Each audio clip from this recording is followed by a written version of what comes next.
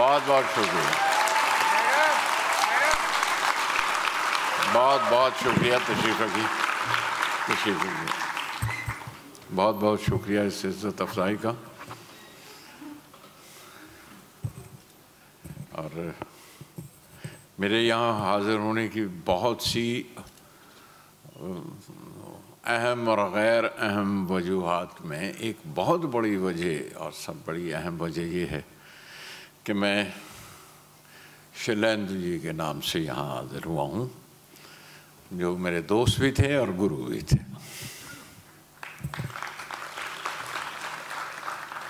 और आज उनकी गैर हाज़िरी में फिर मैंने शैलेंद्र जी कह लिया। मुझे याद है जिस तरह से उन्होंने मुझे डांटा था, और बॉम्बे यूथ कॉयर में मुलाकात होती थी उनके साथ, अक्सर इप्टा में भी आया करते थे इंडियन, और पीडब्ल्यू में भी मिलते थे।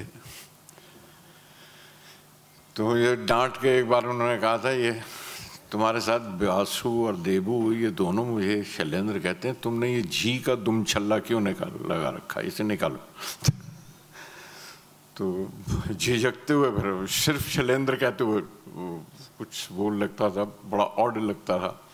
सीनियर थे, मुझसे बड़े थे, लेकिन स्वभाव ऐसा दोस्ताना कि बड़ी मुश्किल से आदत डाली, और या उन्हें शैलेंद्र कह लिया और जी दिल में कह लिया, उन्हें ना कह, ताकि वो ना सुने। ये अगर बंद कर दो तो बड़ा आँख पे लगता है ये। हाँ,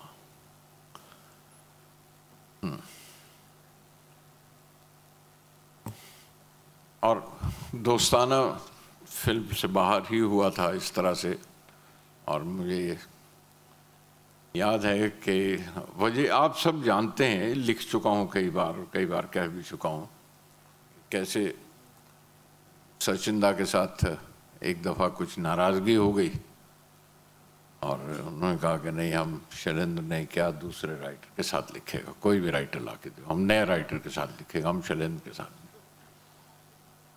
देबू जो उनके यहाँ असिस्टेंट थे मुझे ले गए, लेके गए। मैं नियत नहीं थी फिल्मों में आके लिखने की अभी, और ख़ुद को इस काबिल भी नहीं समझता था कि अब इसके लिए बहुत मेहनत करनी पड़ेगी, बहुत कुछ सीखना पड़ेगा। नज़्म तो अपनी मर्ज़ी से कह ली, जब जी चाह कह ली। अब दूसरे की सिचुएशन पे कहो, दूसरे की कहानी पे कहो, दूसरे के किरदार पे कहो, और वो भी जब आपको वो नाप तोल के मीटर दे दिया गया कि इसी मीटर में, इसी लाइन पे, इसी धुन में कहो, और ख़ास तौर पे मुझसा बेसुरा जिसे गाना भी नहीं आता था, तो लगता था ये बड़ा मुश्किल काम है, वहाँ मत जाओ, उस तरफ जाओ, वरना खामखा पोल खुलेगी।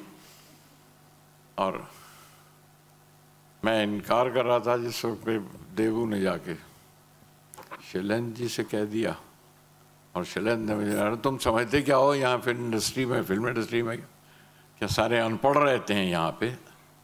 जाओ जाके बिमल के पास लोगों को काम नहीं मिलता, लोग वहाँ ढूंढते हैं, तलाश करते हैं, तो जाओ जाओ साथ में। And that's all, he gave me the order and the ticket to enter, and इस तरह फिल्मों में शामिल हुआ। तो मेरी इंडस्ट्री में दाखिल होने की वजह भी वही थे, और इसलिए कहता हूँ कि उनसे सीखा भी बहुत था, तो गुरु भी थे, और दोस्ताना भी हो गया, और मैं चला गया, और मुझे मीटर भी थमा दिए गए। और उसके ऊपर जब मैंने गाना लिखा था, पहला गाना था, मोरा गोरा अंग ले दे मोहे श्याम रंग दे दे। उसके बाद एक और वाक़या हुआ छोटा सा, कि सचिंदा की कोई वजह हुई, सुलह कल नहीं वो शैलेंद्र को बोला हम उसके साथ लिखेगा, हम नहीं नया। तो बिमल रॉय एंड सचिंदर बर्मन और एक सेम एज पे, और दो बुजुर्ग हमारे सामने बैठे हुए लड़ भी लेते थे, अटखेलियाँ भी करते थे, और पान मांगे तो नहीं देंगे, तुमको पान नहीं देगा, तुम ऐसा करो पहले। तो ये सारा चलता था उनके दरमियान। तो शैलेंद्र को वापस बुलाया गया,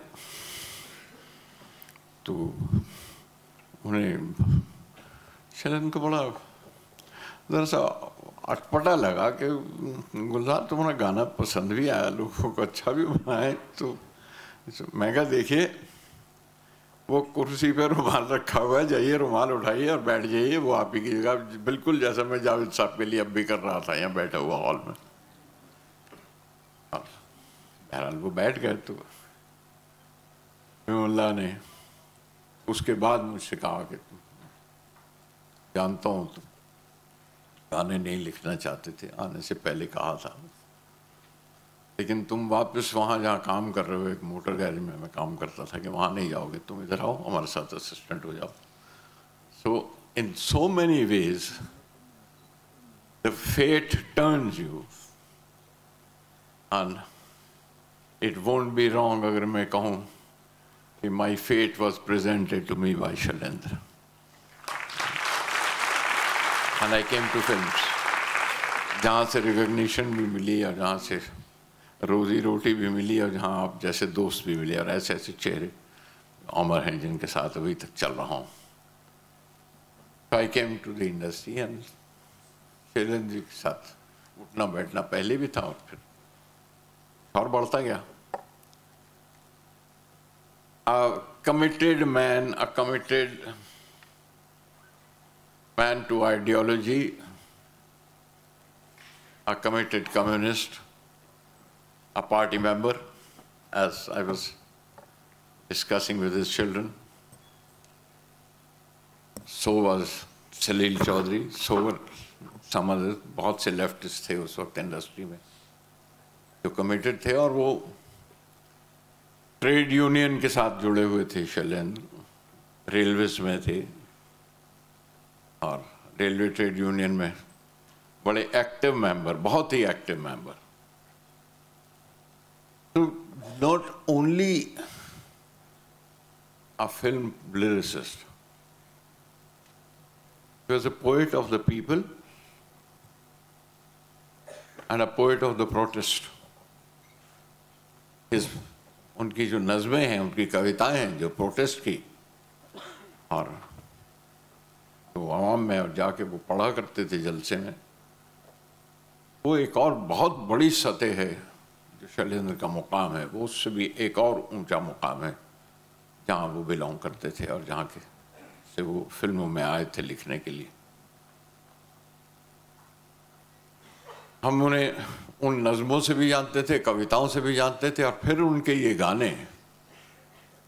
एक कमिटेड आदमी जो एक आइडियोलॉजी के साथ कमिटेड है, उसका अपना अस्तित्व, उसका अपनी आइडियोलॉजी, उसके अपने ख्यालात, वो जहाँ पे उसका बिहेवियर भी, जो भी बर्ताव भी होगा, वो वैसे ही होगा जो उसकी अपनी कन्विक्शन है, और उसकी शख्सियत उसके काम में झलकती है। वही आवाम की ज़बान, जो आवाम की ज़बान के साथ वो जुड़े हुए थे बाहर, वो उनकी फिल्मी गानों में भी नज़र आती है। वो ज़बान कहीं से उठाई हुई, चुराई हुई या मांगी हुई या उधार ली हुई नहीं है, वो उनकी अपनी अंदर की ज़बान है, उनके दिल की और दिमाग की, जो उनके संस्कारों में बसी हुई थी, जो उनका कल्चर था, जो उनकी सभ्यता थी। इसलिए आपको वो सुनाई देता है, मेरा जूता है जापानी, ये पतलून इंग्लिस्तानी, सर पे लाल टोपी रूसी, फिर भी हिंदुस्तानी। ये आवाज़ उनके अंदर की आवाज़ है, और जहाँ मौका मिलता है वो किसी सिचुएशन पर, किसी कैरेक्टर पे, वो अपनी बात कह देने की कोशिश ज़रूर करते हैं। दिल का हाल सुने दिल वाला, कह के रहेगा कहने वाला, अरे रे रे रे ये तो है थानेदार का साला। ये इस अंदाज में आपने, और ideological, with an thought, with an ideology, ये गाने मार्क उस तरह से नहीं किए, लेकिन वो तहों में, अल्फाज की तहों में अपनी बात रख देना, और एक लेयर और रख देना जो सामने स्क्रीन पे नज़र आता है, उसके पीछे भी वो कुछ कह रहे हैं। ये बात शैलेंद्र जी के पास थी, और शैलेंद्र ही ने दी, और हमने उन्हीं से सीखा था, इसलिए हमें मालूम था कि वो क्या कर रहे हैं। जब वो ऊपर की बात कहते हैं तो उसके नीचे एक बात और कह रहे हैं। आम आदमी, अभी फिल्म में आपने कहा कि बिल्कुल आम आदमी, हाँ, आम आदमी से जुड़े हुए थे, आम इंसान से जुड़े हुए थे, और आम आदमी की स्ट्रगल के साथ जुड़े थे।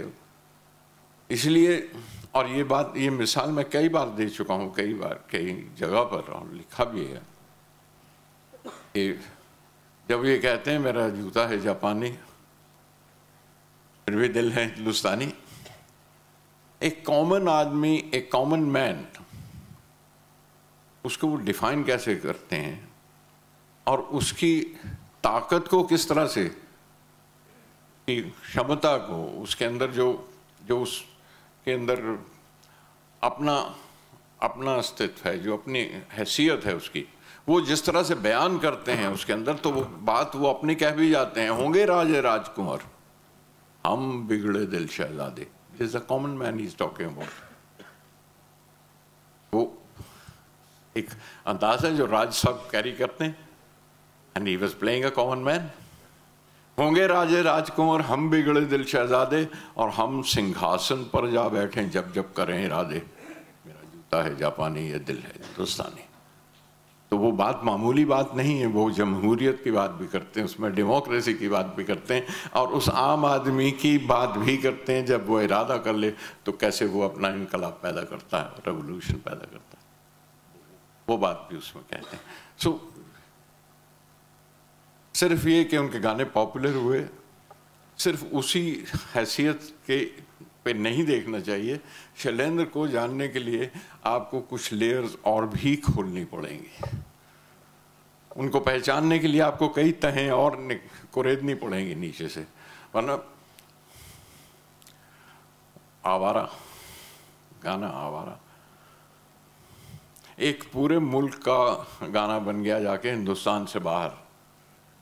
ये ना उससे पहले हुआ था ना आज हुआ, उसमें राज साहब बस probably the diamond for him, जिससे वो चमक पैदा हुई, और उनके गीत और उनके गाने वहाँ तक पहुँचे और उनके अल्फाज वहाँ तक पहुँचे, लेकिन वो उनके मानी जाने बगैर ये नहीं हो सकता कि कोई भी लाइन, कोई भी गाना, कोई भी गीत इस तरह आवाम की ज़बान बन जाए। और वो भी पूरे रूस में आज तक गाते हैं, वो राज कपूर बोलते हैं, राज कपूर बोलते हैं, जिस तरह से वो बोलते हैं उसका गाना बोल गया। एक जगह थी यहाँ सांता क्रूज में जिसका नाम था बापू निवास। सांता क्रूज स्टेशन के उस तरफ है एक गली में, ये एक जगह थी जो शैलेंद्र जी ने ली, एक जगह ली थी कि यहाँ पे एकांत में बैठ के लिख सकूं। काम था, लोग बाग साथ रहते थे, सिटिंग्स होनी थी, सारा नहीं कर पाते थे, वक्त नहीं मिलता था, तो ओवरनाइट करना, देर तक काम करना, कुछ काम। बापू निवास एक जगह ली उन्होंने, वहाँ एक 1 बेडरूम, एक कोई छोटा सा बंगला था, उसका आउटर हिस्सा, कि मैं यहाँ पे बैठ के आराम से काम कर सकूँगा, किसी वक्त लिख सकूँगा। तो बाशु के कुछ दोस्त, बंगाल से कुछ 2 दोस्त आए, तो ठहरने के लिए जगह नहीं थी, तो शैलेंद्र ये दोस्त मेरे आए हैं बंगाल से, कलकत्ता से, इनको रहने के लिए रख जाए, 2-4 दिन रहेंगे चले जाएंगे। हाँ रख लो बिठा। देवू का कोई रिलेटिव आ गया तो वो वहाँ पे टिक गया, कुछ काम ढूंढने आया तो वहाँ पे आके शाम के वक्त एक वो दारू का अड्डा बनता था, कभी ठर्रे का और कभी आंटी के यहाँ से आया हुआ, और वो जो टिपिकल नाम होते हैं, पास्कल का है और पहली धार का है, और ये सारे नाम वहीं के सुना करते थे। तो कभी शैलेंद्र आ गए, कभी सलीला आ गए, और कभी वो बैठ गए, कोई 2-4 वो साथ में बैठे हुए, और डिस्कशन हो रही है on Spartacus, my glorious brothers, the naked God, literature का डिस्कशन चल रहा है, और सारे के सारे कम्युनिस्ट बैठे हुए अपने बता रहे हैं, और उस वक्त की पूरी कम्युनिस्ट मूवमेंट की, और बड़े ताव में आके, और फाइनली ये होता था कि वो 1 फॉर द रोड होता है ना, 1 फॉर द रोड वो करते हैं, तो मतलब वो क्लाइमैक्स वो डिस्कशन का होता था कि एक गिलास तोड़ा और चले निकले, तुम जाओ फिर नहीं आएंगे कल से, और ये कह के अगले दिन फिर वही मजमा। हाँ, और उस बापू निवास में, उस मकान में, वो जगह जो शैलेंद्र ने ली थी एकांत में बैठने के लिए, वो अकेले कभी भी वहाँ पे नहीं देखे गए और ना दाखिल हुए। वहाँ पे लोग ही रहते रहे और दोस्त यार रहते रहे। That is the personality, that's the वो शख्सियत है शैलेंद्र की, उस तमाम आइडियोलॉजी के साथ और वो तमाम दोस्तों के साथ। और but this is how I know Shailendra. अब भी जब कोई बात इस तरह की होती है कि आज गानों के मानी बताइए, तो कई बार जी चाहता है यार वो शैलेंद्र से पूछ लो जाके, काश शैलेंद्र होता तो कोई बामानी आपको लाइनें देता और कोई अच्छी लाइनें देता और कोई आज की ज़िंदगी से जुड़ी हुई बात कहता। कहीं ना कहीं फोक उनमें ये तीसरी किस्म के गाने आपने सुने आज। क्या है कि चिट्ठियाँ हो तो हर कोई बाँचे, भाग न बाँचे कोई। कहाँ से ये लाइन मिलेगी आपको? चिट्ठियाँ हो तो हर कोई बाँचे, भाग न बाँचे कोई। और वहाँ से वो फोक की एक लाइन लेके, हरे भरे नीम तले मिला है किसी का झुमका, और ये फूल उठा के and he makes a song out of it. That is Shailendra. वो किस तरह से कोई छोटी मोटी सी चीज़ उठा के और उससे वो गाना बना लेते हैं, वो गीत बना लेते हैं। That is Shailendra and there is so much to learn from Shailendra. I have learned to the extent when he was there. I am still learning from his songs, and I present on behalf of everybody his songs to you so that you keep learning with it, and I wish his biography be written again. Thank you. बहुत शुक्रिया।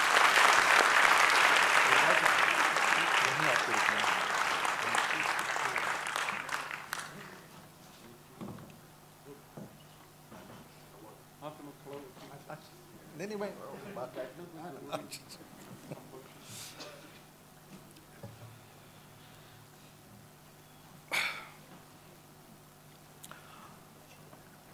अब मैं बुलाना चाहूँगा,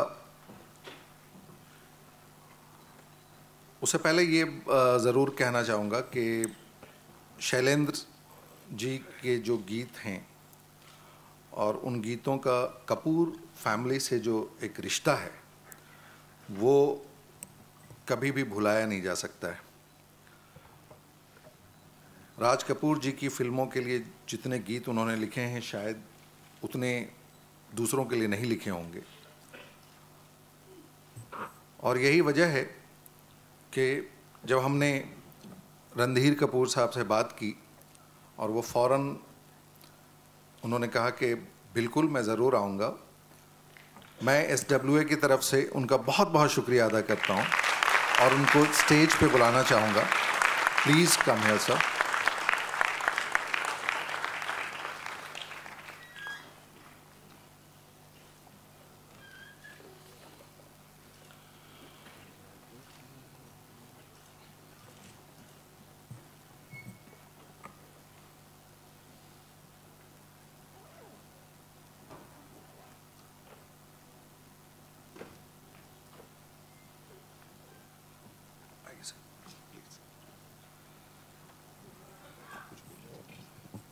जरूर जी।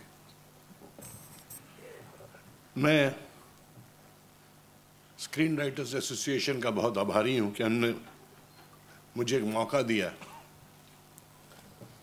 कि मैं शैलेंद्र जी के बारे में कुछ कह सकूं, उनके बच्चों को, उनके परिवार को। ये मेरे दुर्भाग्य है कि मैंने शैलेंद्र जी के साथ किसी फिल्म में काम नहीं किया। मेरे फिल्मों में आने से पहले वो चल बसे थे, बट शैलेंद्र जी को मैं सबसे महान गीतकार, लिरिसिस्ट मानता हूँ फिल्म इंडस्ट्री में। जो उनका योगदान है फिल्म इंडस्ट्री में लोग कभी नहीं भूलेंगे। मैं शैलेंद्र जी का हाथ जोड़ के बहुत आभारी हूँ और उनके परिवार को शुक्रिया कहना चाहता हूं कि उनके पिता ने मेरे पिता को अमूल्य योगदान दिया है अपने गीतों से। राज कपूर जी के करियर में शैलेंद्र जी का भी बहुत बड़ा हाथ है। वो गाने गीत नहीं होते तो शायद राज कपूर जी भी राज कपूर नहीं होते। और जो उनने बहुत पॉपुलर फिल्में बनाई हैं उन दिनों में, जो आज तक चलती हैं, उनमें भी शैलेंद्र जी का बहुत बड़ा हाथ है।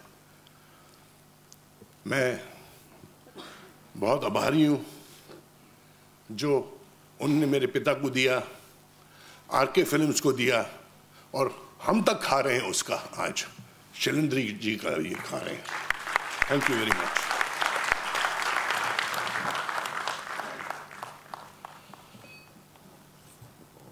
अब मैं अवार्ड रिसीव करने के लिए शैलेंद्र जी के बड़े बेटे श्री मनोज शैलेंद्र जी को बुलाता हूं स्टेज पे। प्लीज आएं।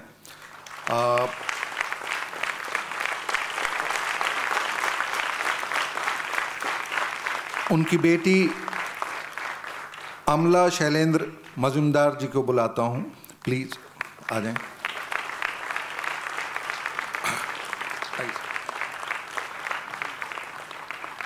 और उनके छोटे बेटे श्री दिनेश शैलेंद्र जी को बुलाता हूं। आप लोगों को ये बता दूं कि जब मनोज जी को, जो लॉस एंजलिस में रहते हैं, वहाँ जब पता चला, वो सिर्फ इस अवार्ड को रिसीव करने के लिए वहाँ से आए हैं। उनकी बेटी आमला जी, वो दुबई में रहती हैं, वो इस अवार्ड को रिसीव करने के लिए यहाँ आई हैं। दिनेश जी जो मुंबई में हैं और लेखन और डायरेक्शन से जुड़े हुए हैं, कमल हसन जी की कई फिल्में लिखी, कुछ फिल्में डायरेक्ट भी की हैं।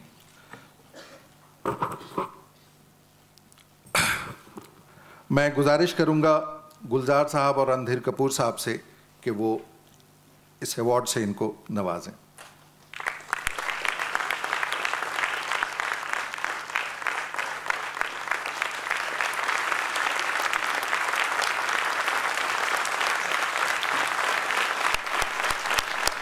अरे भाई बैठ जाओ। हीरो बैठ जाओ यार। मनोज जी, आप कुछ कहना चाहेंगे? बैठ जाओ। Good evening, everyone. To all the members of Screenwriters Association, Gulzar Saab and Randhir ji, thank you from the bottom of our heart, from each member of the Shailen family. This award means a lot, and as was mentioned earlier, I flew down from San Francisco just to receive this award, only for one reason. This award is being given in recognition of my father's work by his peers. And what can be better than that? Thank you to all of you.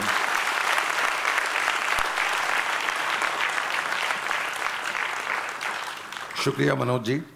आप में से कोई कुछ कहना चाहते हैं? Please. It's been such an emotional journey to come here and to receive this award for Baba. I cannot express my gratitude. I think I will just burst into tears. But thank you ever so much, everyone who's involved in this. Thank you.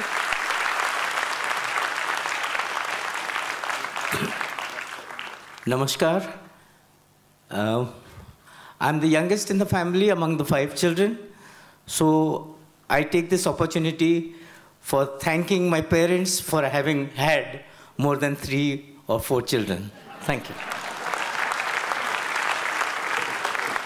शुक्रिया, बहुत बहुत शुक्रिया।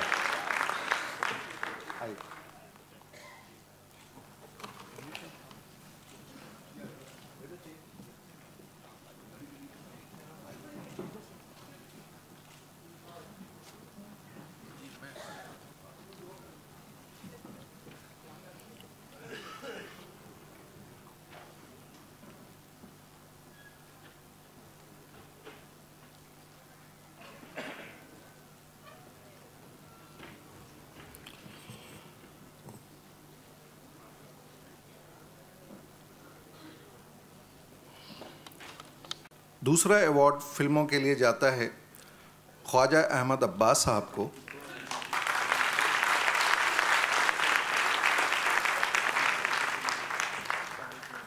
Again ये सब ऐसी शख्सियत हैं जिन पे मैं कुछ नहीं कह सकता हूँ।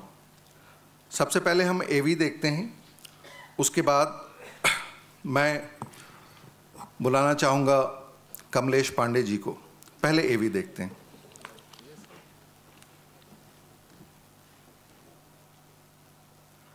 फिल्म लेखक भी हैं, तेज़ाब, चालबाज, रंग दे बसंती जैसी फिल्में इन्होंने ही लिखी हैं।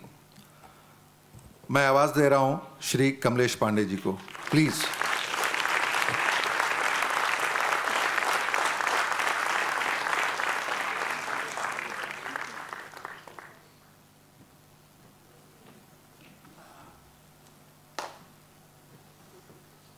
इसको कहते हैं घर की मुर्गी दाल बराबर। हमको मेरी फिल्मों के नाम तक याद नहीं थे पूरे। एनीवे, पहली बात तो शुक्रिया SWA का कि मुझे गुलजार साहब की लाइन में खड़ा किया। जिस मुकाम तक मुझे पहुंचने में अभी वक्त लगेगा बहुत।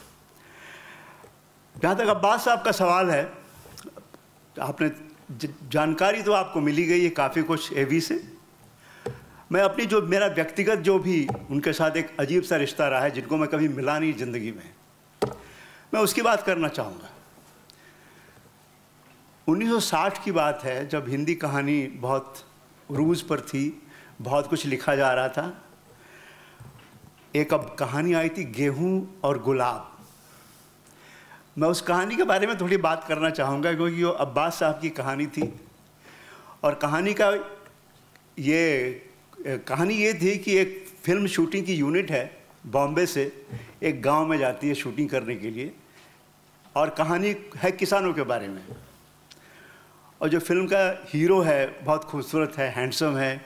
जाहिर है आज भी होता है कि गांव में कोई शूटिंग की यूनिट पहुंच जाए तो बुखार आ जाता है पूरे गांव को। सब लोग फिल्म वालों के पीछे पागल हो जाते हैं, इश्क होने लगते हैं। फिल्म के हीरो हों या डायरेक्टर हों या टेक्नीशियन हों, सब भाव खाने लगते हैं। वो बेचारा किसान, उन्होंने उसका खेत लिया है किराए पे शूटिंग करने के लिए। होता है ना, हम जाते हैं शूटिंग पे तो किसानों को खेत ले लेते हैं कि फिर भाई तो तुम्हारे खेत इतना पैसा ले लो, हमें शूटिंग करने दो। अब होता ये है कि बीच में बरसात शुरू होने वाली हो जाती है और फसल पक के खड़ी है, गेहूं की फसल पक के खड़ी है, बरसात शुरू होने वाली है और बेचारा किसान परेशान है कि बरसात हो गई तो मेरी फसल बर्बाद हो जाएगी। अब क्या होगा? अब जो फिल्म का निर्देशक है उसको आखिरी सीन शूट करना है, तब फिल्म पूरी हो जाएगी।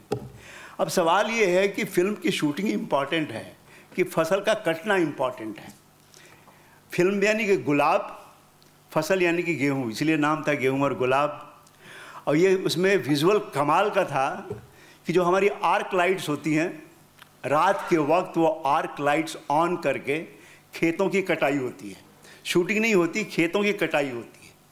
ये जो एक विज़न था उस आदमी का, उस शख्स का, कि भले आप एक एंटरटेनमेंट की दुनिया में काम कर रहे हैं, मनोरंजन की दुनिया में काम करना है, मगर जो सोच है, जो आपकी ज़मीन से जुड़ी हुई सोच है, जहाँ मज़दूर है, किसान है, छोटे लोग हैं, मामूली आदमी हैं, मुझे लगता है इस सोच को हमारी फिल्मों में लाने का बहुत बड़ा जिम्मा जो है वो अब्बास साहब का है।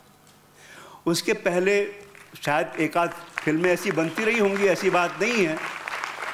और सिर्फ ये इतना ही नहीं कि उन्होंने अपनी फिल्मों में, मैं मानता हूँ कि राज जी की फिल्मों में जो भी ये सोच आई, चाहे आप उसको समाजवाद कह लें या मामूली आदमी की फिक्र या सोच कह लें, वो मुझे लगता है अब्बास साहब की देन है।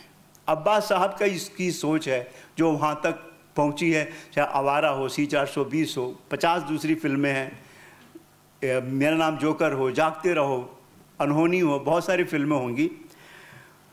तो मैं मानता हूँ कि अब्बास साहब ने जो कुछ दिया, राज कपूर शायद बहुत ज़्यादा लिखे पढ़े नहीं थे, पर उसमें इतनी समझ ज़रूर थी जो आज हमें नहीं मिलती देखने को अपने प्रोड्यूसरों में, कि भाई जो लेखक है उसके साथ क्या रिश्ता होना चाहिए। आज मैंने सुना भी है कि राज कपूर ने जितना समय अब्बास साहब के साथ गुजारा होगा शायद अपने परिवार के साथ भी नहीं गुजारा होगा। रात दिन उनके साथ बैठे रहते थे। एक साठे साहब भी थे जो उनके साथ बैठ के लिखते थे, और एक समझ थी कि नहीं भाई, इसी मुल्क में अगर फिल्म बनानी है तो ये जो सोच है जिसके बारे में मुझे कुछ पता नहीं, ये सोच मुझे लेखक से मिलनी चाहिए, और वो लेखक थे अब्बास साहब। कुछ और भी बातें हैं जो मैं थोड़ा बाद में बात करूंगा, मगर मैं अपनी व्यक्तिगत जो बातें हैं कि मैं जब तेजाब लिख रहा था, जब मुझे मिला एन चंद्रा वो एक कुछ आइडिया लेके आए कि यार ये तेजाब करनी है, तो मैंने सुना आइडिया उनका, मैंने कहा यार चंदू, दिस कुड बी आवारा ऑफ 90s। बोले व्हाट डू यू मीन आवारा ऑफ 90s? मैंने कहा देख, अगर राज कपूर जिंदा होते, मैं 1988 की बात कर रहा हूँ जब ये फिल्म शुरू हुई थी, अगर राज कपूर जिंदा होते और आज अगर आवारा बनाना चाहते तो तेजाब होती। कैसे? अगर आपने फिल्म देखी हो तेजाब और आवारा भी अगर देखी हो, और नहीं देखी हो तो आपका दुर्भाग्य है। इससे बड़ा दुर्भाग्य हो नहीं सकता आपका अगर आपने आवारा नहीं देखी तो। हमने जानबूझ के राज कपूर को ट्रिब्यूट दिया तेजाब में।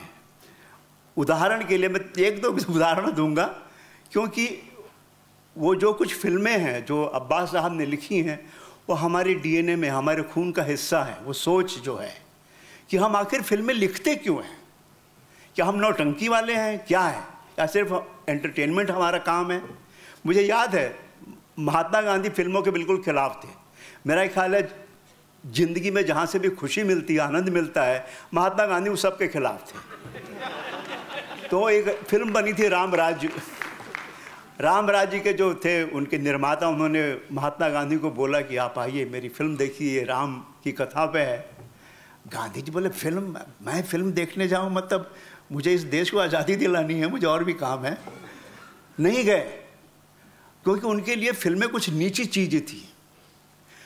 अब्बास साहब ने महात्मा गांधी को जवाब लिखा जो छपा अखबारों में। वो जवाब आप कब के लिए पढ़ने की चीज़ है। अब्बास वो पहले शख्स थे जिन्होंने फिल्म को सम्मान दिलाया कि फिल्म का जो व्यवसाय है वो कितना इज्जतदार व्यवसाय है, कितना अहम व्यवसाय है, कितना ज़रूरी व्यवसाय है। ये कोई नीची निगाह से देखने वाली चीज़ नहीं है ये फिल्म। आप सबको वो उनका जवाब कहीं न मिले तो पढ़ना चाहिए जो लिखा जवाब अब्बास साहब ने। और फिर गांधी जी आखिर राजी हुए, उन्होंने रामराज्य देखी, शायद अकेली फिल्म उन्होंने देखी ज़िंदगी में, पहली बार और आखिरी बार। ये अब्बास साहब काम था कि उन्होंने फिल्म को एक ऐसे आदमी तक पहुंचाया जो शायद फिल्मों से घृणा करता होगा। दूसरी बात, मैं वापस आता हूँ तेजाब पे। उसमें सीन है कि वो अनिल कपूर की एंट्री है, मुन्ना बस्ती में घुसता है और दरवाजे बंद हो जाते हैं, खिड़कियाँ बंद हो जाती है, रास्ता खाली हो जाता है, लोग घरों में घुस जाते हैं क्योंकि गुंडा है। और ये सीन पूरी तरह कॉपी था आवारा के सीन से, जिसमें जब आवारा का विलन केएन सिंह गली में आता है तो दरवाजे बंद हो जाते हैं, खिड़कियाँ बंद हो जाती है, रास्ते खाली हो जाते हैं, सब लोग घरों में घुस जाते हैं। और मैं कहना ये चाहता था उस सीन से, हालांकि किसी पत्रकार ने, किसी रिव्यू राइटर ने उसका जिक्र तक नहीं किया, कि 25 सालों में, आज़ादी के बाद 25 सालों में हमारा मुल्क वहाँ पहुँच गया है जहाँ विलन की एंट्री हीरो की एंट्री बन गई है। और भी उसमें और भी सीन, जो एक सी बीच पे सीन है आवारा में राज कपूर नरगिस का, जहाँ वो उसको आवारा बदतमीजी वगैरह कुछ कहती है और उसको बाल पकड़ के समझती क्या है, बड़े बाप की बेटी, ये कर दूंगा वो कर दूंगा। मैंने सीन रखा उसमें बाकायदा अनिल कपूर और माधुरी के बीच में, हैदराबाद वाले लोकेशन पे। तो आज ये हाल है कि हम जो भी कुछ लिखते हैं, हम पूरी कोशिश ये रहती है कि नहीं यार, हम अब्बास की संतानें हैं। अब्बास ने जो फिल्में लिखी, सारी फिल्मों के नाम आपने देखे होंगे, हमारे खून में घुस गई हैं वो फिल्में, और हम उससे अलग लिख भी नहीं सकते, हमारी मजबूरी है। मैं तो मानता हूँ कि अब्बास एक जरासीम है, एक रियली जरासीम है फिल्म लेखक के लिए, और अगर आपके अंदर घुस जाए तो भैया आप, भगवान भी आपका कुछ नहीं कर सकता, क्योंकि हर लिखने में सोच कि मैं क्यों लिख रहा हूँ, क्या इससे क्या होने वाला है, क्या किसी को समाज में मेरी फिल्म देख के कुछ रिएक्शन आएगा, कुछ उसकी होगी कुछ सोच आएगी, कुछ वो सोचेगा, कुछ करेगा। नहीं, बस 2 घंटे का टाइम पास है मेरे लिए। अभी भी फिल्में वही हैं जो असली फिल्म शुरू होती है जब आप थिएटर से बाहर निकलते हैं। अगर फिल्म आपके साथ रहती है थिएटर के बाद भी, तब सच में फिल्म किसी काम की है, नहीं तो कोई मतलब नहीं, नहीं तो कोई मतलब नहीं। उन्होंने फिल्में बनाई भी, मुन्ना है, धरती के लाल है, आसमान महल है, 11,000 लड़कियां हैं, शहर और सपना है। अगर आप वो फिल्में देखें, इस आदमी का दिमाग खराब है। जहाँ सब लोग ये अलग तरह की फिल्में बना रहे हैं, ये बंदा अपनी लाइन में लगा हुआ है। तो एक सोच, अगर आपके अंदर एक समाजवादी सोच या कोई भी एक सोच है, विचार है कि हाँ मैं एक समाज का हिस्सा हूँ और एक फिल्म लेखक के तौर पे मेरी एक जिम्मेदारी है, मैं सिर्फ रोटी नहीं कमा रहा हूँ, मैं सिर्फ अपने काम के पैसे नहीं ले रहा हूँ, मैं एक ऐसे माध्यम के लिए काम कर रहा हूँ जो गरीब से गरीब और अमीर से अमीर तक पहुँचता है पूरी दुनिया में, जिनको शायद लिखना पढ़ना भी नहीं आता, और मैं जो लिखता हूँ उन तक पहुँचता है और उनकी सोच को बदल सकता है। तो अब्बास ने फिल्म लेखक को मकाम दिलाया। खुद साहित्यकार थे, पत्रकार भी थे। उनका जो एक आता था लास्ट पेज, आज़ाद कलम या ऐसा कुछ नाम था, वो आता था ब्लिट्स में। अब तो खैर वो अखबार भी नहीं बचा, मगर हम लोग उसको धार्मिक किताब की तरफ पढ़ते थे कि यार इस हफ्ते अब्बास साहब ने क्या लिखा है, क्योंकि उस समय की जो भी समस्या होती थी समाज में। आज हम टीवी पे न्यूज़ देखते हैं, अखबार भी पढ़ते हैं, कहीं कोई एक आवाज़ नहीं है अब्बास के मुकाबले की, जो अपने समय के बारे में, अपने समय के हालात के बारे में वो लिखे और बोले जो उन्होंने लिखा और बोला उस वक्त। ठीक है, उनकी अपनी एक विचारधारा थी, साम्यवादी थे, कम्युनिस्ट थे, लेफ्टिस्ट थे, ठीक है, मगर फिर भी समाज की इतनी चिंता थी उन्हें। और हम सब यहाँ पे फिल्म लेखक हैं, लिखने वाले ही हैं, और हमारे लिए मेरे ख्याल है अब्बास एक बहुत बड़ा उदाहरण है। और मैं एक आखिरी बात जो मैं ज़रूर कहना चाहूँगा, जिसका मैं साक्षी हूँ, आप लोग नहीं होंगे। 2012 में जब मैं महासचिव बना एसोसिएशन का और ऑफिस आना शुरू किया, तो मुझे एक दस्तावेज मिला, हैंड रिटन दस्तावेज। वो दस्तावेज क्या था? मिनिमम बेसिक कॉन्ट्रैक्ट अब्बास साहब की अपनी राइटिंग में लिखा हुआ, जो आज तक अप्रूव नहीं हुआ है। हम लोग भी लगे हैं कई सालों से, हम सब लोग लगे हैं कि भाई वो मिनिमम बेसिक कॉन्ट्रैक्ट लेखक के लिए होना चाहिए, गीतकारों के लिए होना चाहिए। अब्बास ने उसमें रेट तक लिखे हैं, कहानी का क्या रेट होगा, स्क्रीन प्ले का रेट क्या होगा, डायलॉग का रेट क्या होगा, गाने का रेट क्या होगा, रॉयल्टी तक, रॉयल्टी भी कितनी होनी चाहिए, वो सब डिटेल में लिखा है अब्बास साहब ने, एक दस्तावेज। और मैं मानता हूँ कि वो जो दस्तावेज है, हम जब भी अपना MBC minimum basic contract draft लेके जाएं, हमें उसको भी लेके जाना चाहिए कि देखो ये आज से 50-60 साल पहले, पता नहीं वो किस सन की बात है जब वो इन्होंने लिखा होगा, ये अब्बास साहब लिख के गए थे। और अभी तक इस मुल्क की इतनी हिम्मत नहीं हुई, या इस फिल्म इंडस्ट्री की इतनी हिम्मत नहीं हुई कि सब इस एग्रीमेंट को, इस कॉन्ट्रैक्ट को अपनी गवाही दे, इसे अप्रूव करे। तो ये हम ऐसी इंडस्ट्री में हैं, अब उसके बारे में ज़्यादा बोलने की ज़रूरत नहीं है मगर ये है कि एक फिल्म लेखक की तरह मैं मानता हूँ कि अब्बास साहब एक ऐसा उदाहरण है, और मैं दुआ करता हूँ कि वो जो जरासीम है हम सब की खून में घुसे, और तभी उस खून से अच्छी फिल्में निकलेंगी। मेरी तो कोशिश हमेशा रहती है, बाकी आप लोगों पे धन्यवाद।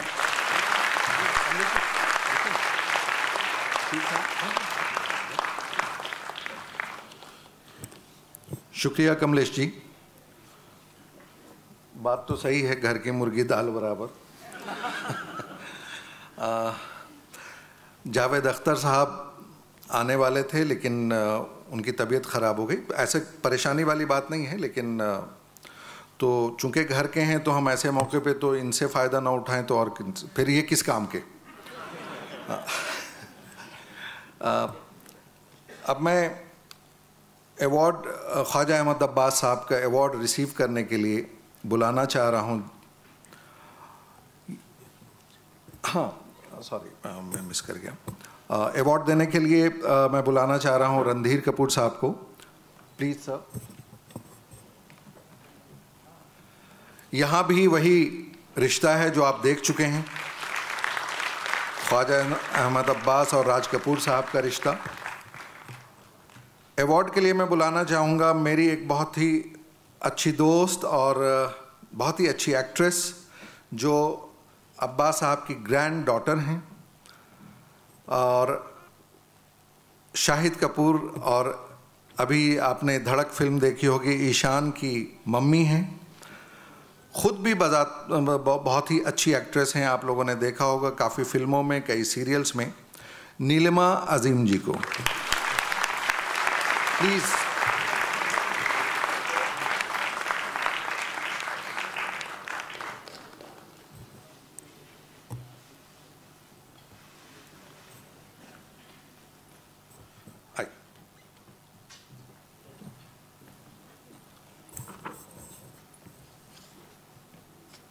रणधीर जी और कमलेश जी अवार्ड प्रेजेंट करेंगे नीलिमा जी को।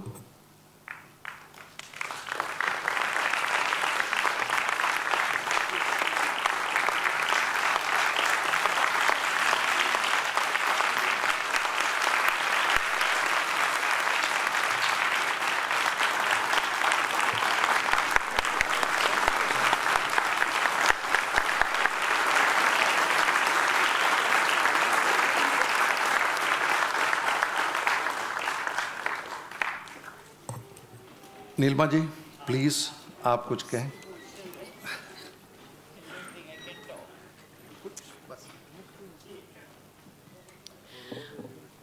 Good evening, ladies and gentlemen, friends, and all the veterans and the great icons here.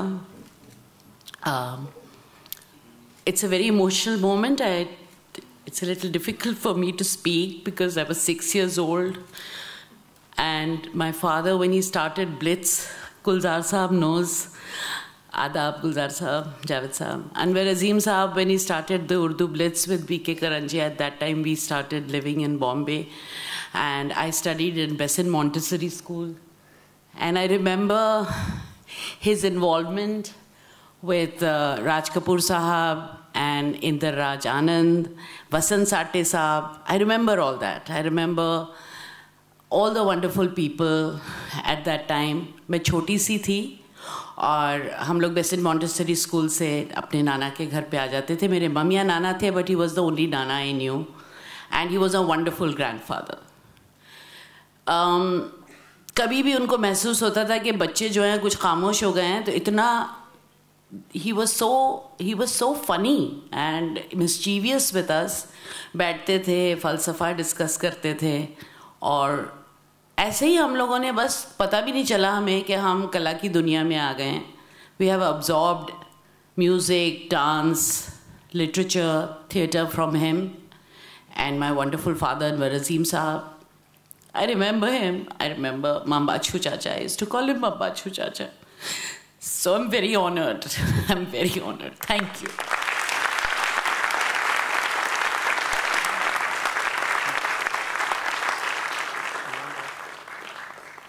शुक्रिया नीलिमा जी. एक और अभी याद आया मुझे जो मैं मिस कर गया था कि अब्बास साहब की जो आखिरी फिल्म थी एज राइटर, उस फिल्म को राज कपूर साहब पूरी नहीं कर पाए थे और रणधीर जी ने ही उस फिल्म को एज डायरेक्टर कंप्लीट की थी. That was Hina.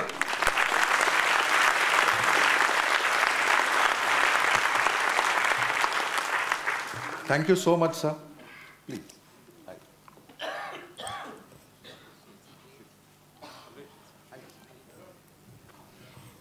आप तो मतलब थैंक यू.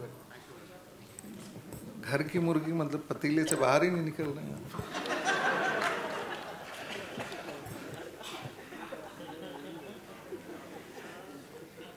शुक्रिया बहुत बहुत. अगला अवार्ड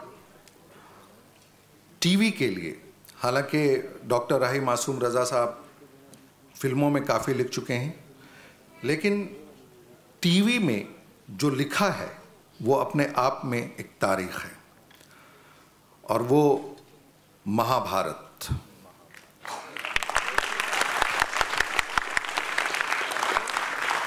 अभी बात करते करते एक और एक अजीब सी खुशी महसूस हो रही है कि ख्वाजा अहमद अब्बास साहब और डॉक्टर राही मासूम रज़ा साहब का ताल्लुक़ अलीगढ़ यूनिवर्सिटी से रहा है।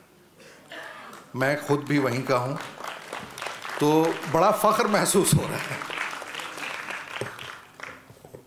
मैं बुलाना चाहूँगा जनाब जावेद सिद्दीकी साहब, सॉरी इससे पहले एक AV, I am so sorry, please आप लोग एवी देख लें, उसके बाद जावेद सिद्दीकी साहब आके उनके बारे में कुछ कहेंगे। Thank you.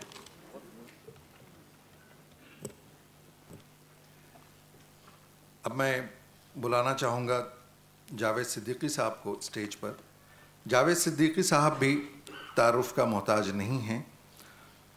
आपने बाजीगर, दिलवाले दुल्हनिया ले जाएंगे, लम्हे, शतरंज के खिलाड़ी जैसी मशहूर फिल्में लिखी, कामयाब फिल्में लिखी हैं। मैं तो बहुत कम नाम दे रहा हूँ। इसके अलावा थिएटर भी लिखा है, अदब भी लिखा है।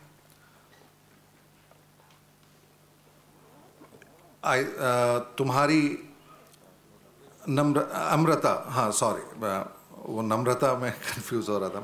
हाँ नहीं, वो मेरी नहीं थी। तुम्हारी अमृता एक प्ले जो फारूक शेख साहब और शबाना आज़मी करती आई थी, वो जावेद सिद्दीकी साहब ने लिखा है। मैं दावत दे रहा हूँ जावेद सिद्दीकी साहब को, प्लीज़ सर।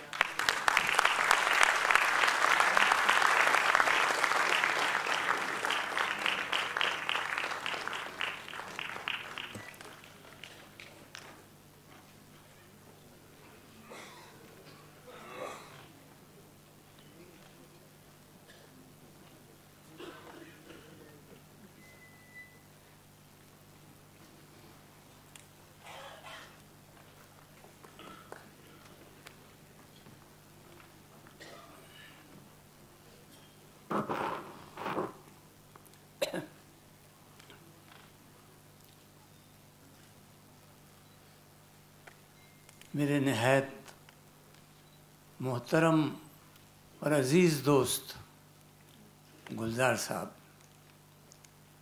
अजीज़ों और दोस्तों, मैं सबसे पहले स्क्रीन राइटर्स एसोसिएशन को मुबारकबाद दूं कि उन्होंने ये 3 दिन की कॉन्फ्रेंस करके बहुत बड़ा एहसान किया है फिल्म राइटर्स के ऊपर।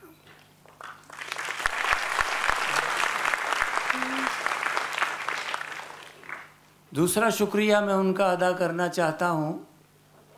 मेरी ही अपनी एसोसिएशन है, मगर फिर भी जिन लोगों ने ये बंदोबस्त किया है, जिन लोगों ने ये सोचा है, उनकी तारीफ़ किए बग़ैर मैं नहीं रह सकता कि आज हम उन बुज़ुर्गों को याद कर रहे हैं, उन्हें सम्मान दे रहे हैं, जिनके जलाए हुए चिरागों की रोशनी में हम यहाँ तक पहुँचे।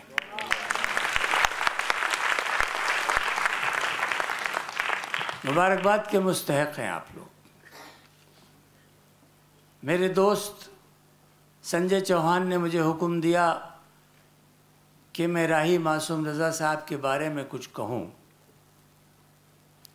ये बिल्कुल ऐसी बात है जैसे टॉर्च की रोशनी में चांद को तलाश किया जाए। राही साहब बहुत बड़ी शख्सियत। ये हमारी बदनसीबी है कि हम में से ज़्यादातर लोग जो हैं वो उस शख्सियत का, उस इतने बड़े कैनवस का सिर्फ एक हिस्सा ही देख पाते हैं, और वो है उनकी सीरियल राइटिंग, और वो भी महाभारत। लेकिन राही साहब इतने छोटे नहीं थे। राही साहब एक मल्टी फैसेटेड कैरेक्टर थे, और अगर आप उनके करीब जाके उनको समझने की कोशिश करें तो आपको अंदाज़ा होगा कि उनका फैलाव, उनका विस्तार कितना दूर तक गया है। उनकी सबसे बड़ी पहचान जो थी वो थी कि वो एक बहुत ही अच्छे शायर थे और ये शायरी उस ज़माने में वो कर रहे थे जब उनके मुकाबले पर उनके साथियों में बहुत बड़े बड़े नाम हुआ करते थे। मजाज हुआ करते थे, सरदार जाफरी हुआ करते थे, खलीलुर रहमान आज़मी हुआ करते थे, जानिसार अख्तर हुआ करते थे, कैफ़ी आज़मी हुआ करते थे, दर्जनों हुआ करते थे। और उस ज़माने में वो आदमी जो है वो अपना सिक्का बंद करता। अलीगढ़ में जब वो पढ़ाते थे उस ज़माने से ही उनकी शोहरत जो थी वो दूर दूर तक फैलना शुरू हो गई थी। कुछ शायर ऐसे होते हैं जो गज़ल बहुत अच्छी कहते हैं, कुछ शायर ऐसे होते हैं जो नज़म बहुत अच्छी कहते हैं, लेकिन राही साहब नज़म और गज़ल दोनों के ऊपर बराबर की दस्तरस रखते थे। क्या आप यकीन मानेंगे कि उस शख्स ने 1857 की पूरी दास्तान नज़म में लिखी है जिसमें हज़ारों शेर हैं, 1 2 4 नहीं, हज़ारों शेर पूरी कहानी। वो पढ़ने से ताल्लुक़ रखती है। वो अक्सर कहा करते थे कि मेरा जी चाहता है कि मैं इसका बाकी हिस्सा भी लिखूं, यानी इसे 1947 तक लेकर आऊं, लेकिन शायद उनको वक्त नहीं मिल सका और वो पूरा नहीं कर सके। गज़ल भी बहुत अच्छी कहते थे। अभी आपने एक शेर सुना जो मुझे अफसोस है कि वो गलत पढ़ा गया, इसलिए मैं उसे सही पढ़ रहा हूँ कि ऐ सबा तू तो उधर से भी, इसमें भी बड़ा इम्पोर्टेंट है। और सबा कहते हैं हल्की ठंडी हवा को। ऐ सबा तू तो उधर से भी गुजरती होगी, उस गली में मेरे पैरों के निशान कैसे हैं। ये जो नॉस्टैल्जिया है, इस नॉस्टैल्जिया की इससे खूबसूरत मिसाल हमारी उर्दू शायरी में नहीं मिलती। उन्होंने गाने भी लिखे हैं। आप में से शायद ही कोई होगा जिन्होंने जगजीत का गाया हुआ वो गीत हम तो हैं परदेश में, देश में निकला होगा चांद नहीं सुना होगा। कमाल का गाना था और कमाल चला था। ये उनकी शायरी थी। वक्त नहीं है, वरना उनकी शायरी की बहुत सी मिसालें और बहुत से और जो एस्पेक्ट्स हैं उन पर भी बात की जा सकती है। वो बहुत अच्छे अदीब भी थे। नावल उन्होंने, मेरा ख्याल ये है कि तकरीबन 8 या 9 नावल उन्होंने लिखे। उनका सबसे मशहूर नावल आधा गांव जो साहित्य एकेडमी अवार्ड के लिए भी मुंतखब किया गया था, लेकिन बदनसीबी से वो अवार्ड उनको नहीं मिल सका, क्योंकि उस ज़माने में जो लोग साहित्य एकेडमी में हुआ करते थे सिलेक्शन बोर्ड में, उनका कहना ये था कि इसमें गालियाँ बहुत हैं। और गालियाँ उसमें इसलिए थी कि जो गांव के लोग हैं वो आपस में जिस तरह बातें करते हैं, आप भी जानते हैं और हम भी जानते हैं। मुझे यकीन है कि आज के ज़माने में अगर वो नावल होता और साहित्य एकेडमी को भेजा जाता तो क्यों वो ज़रूर पास हो जाता, क्योंकि आज तो बहुत सारी फिल्मों में गालियाँ होती।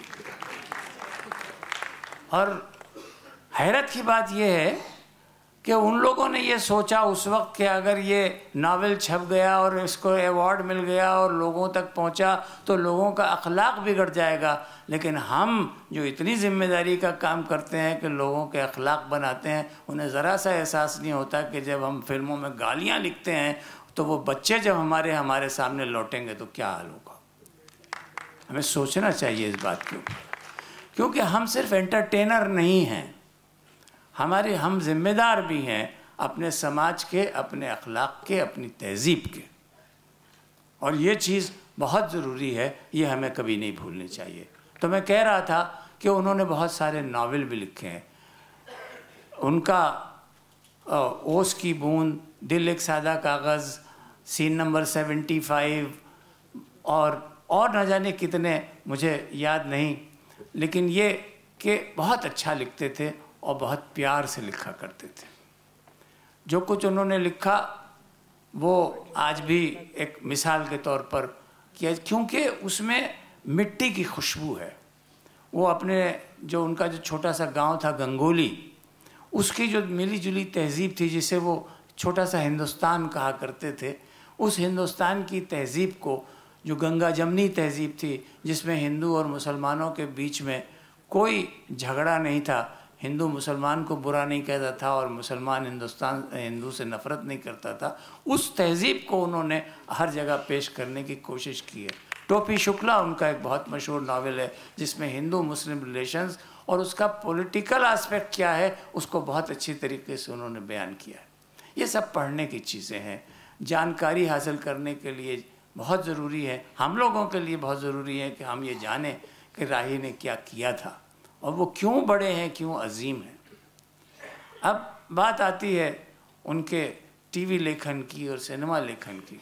बेशक उन्होंने बहुत सारी फिल्में लिखी, बहुत अच्छी फिल्में लिखी, एक दो फिल्मों के ऊपर उनको अवार्ड्स भी मिले, लेकिन उन्हें जाना गया, माना गया उसी एक सीरियल से। हालांकि सीरियल उन्होंने और भी लिखे हैं, नीम का पेड़ उनका बहुत अच्छा सीरियल था, लेकिन उनका जो ज़्यादा मशहूर जो काम है, जो उनकी पहचान बन गया, वो था महाभारत। महाभारत के वो बहुत से किस्से सुनाया करते थे। महाभारत जब वो लिखने के लिए, जब उनसे B.R. चोपड़ा के यहाँ बात हुई कि महाभारत कौन लिखेगा, और B.R. चोपड़ा ने, जो बहुत पढ़े लिखे आदमी थे, बहुत ज़हीन आदमी थे और बहुत ज़माना शनास आदमी थे, उन्होंने कहा कि राही साहब लिखेंगे।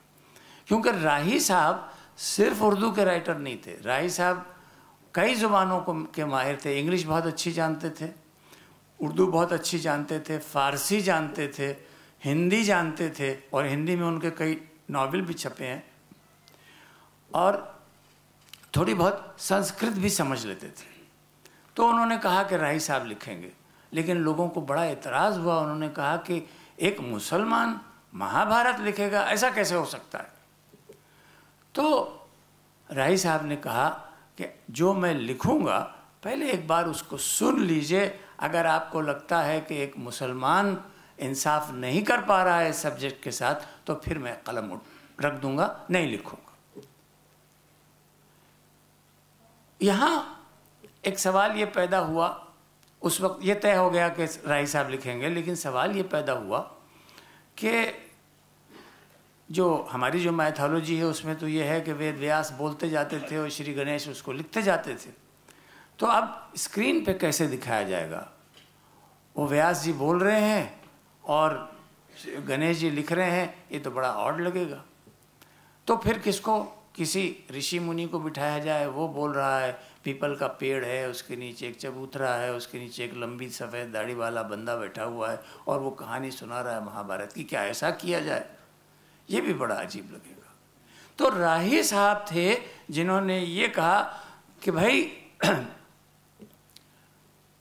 दुनिया का सबसे बड़ा कहानीकार, सबसे बड़ा हिस्टोरियन जो है वो वक्त है,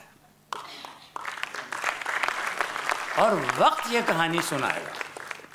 इसलिए जब महाभारत शुरू होता है तो मैं समय हूँ कि जो आवाज़ आती है, आप पता नहीं आप में से कितनों को याद होगा, लेकिन मुझे अच्छी तरह याद है कि जब ये आवाज़ शुरू होती थी तो एक कर्फ्यू जैसा लग जाता था, सड़कें खाली हो जाती थी और लोग जो थे वो होटलों में जाके बैठ जाते थे, क्योंकि होटलों में उस वक्त सिर्फ एक प्रोग्राम चलता होता था होटलों के टीवी में, और वो था महाभारत। ये उसकी पॉपुलैरिटी थी। राही साहब ने हिंदी में लिखा या जिस ज़बान में भी लिखा, ये एक सेकेंडरी चीज़ है, लेकिन राही साहब ने जिस तेवर से लिखा, जिस खूबसूरती से लिखा, उसके अंदर एक राइटर की जो खूबियाँ हैं वो किस तरीक़े से उन्होंने महाभारत में इस्तेमाल की हैं, वो देखने के लिए महाभारत अगर कहीं मिल जाए तो दोबारा ज़रूर देखिए। मैं एक प्रोग्राम देख रहा था तो उसमें मुकेश खन्ना साहब अपने इंटरव्यू में कह रहे थे, कुछ उन्होंने उदाहरण दिए थे, और मैं हिल गया जब उन्होंने एक डायलॉग बोला, क्योंकि वो एक डायलॉग जो है वो उस वक्त की पूरी पॉलिटिक्स को, उस वक्त के पूरे हालात को न सिर्फ ये कि बयान कर रहा है, बल्कि एक सीख भी दे रहा है कि सीन ये है कि वो क्या नाम था जो आँख पे पट्टी बांधती थी, हाँ जी, वो जो है गांधारी जी जो हैं वो पितामह के पास आती हैं और पितामह से कहती हैं कि पितामह आप तो हम सब में बड़े हैं, आप तो हम सब से ज़्यादा जानते हैं, आप युधिष्ठिर को क्यों नहीं समझाते? और पितामह कहते हैं पुत्री मैं क्या समझाऊं, इसलिए कि जब छाया शरीर से लंबी हो जाए तो समझ लेना चाहिए कि सूर्यास्त होने वाला है।